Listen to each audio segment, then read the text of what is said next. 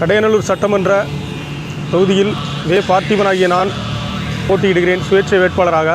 கடையநல்லூர் சட்டமன்ற வாக்காளர்கள் அனைவருக்கும் என் இனிய காலை வணக்கங்கள். கடையநல்லூர் சட்டமன்ற தொகுதியில் பல்வேறு ஆண்டுகளாக நிறைவேற்ற முடியாத ஒரு பிரச்சனை கனிமூல பிரச்சனையாக உள்ளது. நான் வெற்றி பெறும் பட்சத்தில் கனிமூல பிரச்சனைக்கு முற்றுப்புள்ளி வைக்க முற்றிலும் பாடுபடுவேன். மேலும் இந்திய இளைஞர்கள் மத்தியில் மிக அதிக அளவில் போதை பழக்கங்கள் அதிகமாகியுள்ளது. அதனை கட்டுப்படுத்த அயராது பாடுபடுவேன்.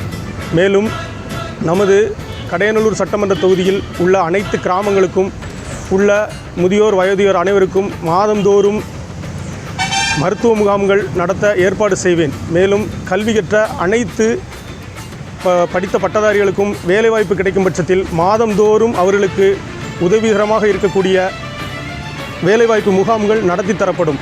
மேலும் விவசாயங்கள் அதிகமாக உள்ள இந்த கடையநல்லூர் சட்டமன்ற தொகுதியில் அனைத்து பகுதிகளிலும் நெல் கொள்முதல் நிலையம் அமைக்க பாடுபடுவேன். மேலும் பெண்களுக்கு அனைவருக்கும் திறன் மேம்பாட்டு பயிற்சி அளித்து அதன் மூலம் ஒவ்வொரு குடும்பத்திலும் ஒவ்வொரு பெண்ணும் தன்னை சுயமாக சம்பாதிக்க ஒரு முயற்சியை எடுத்துக் கொடுப்பேன்.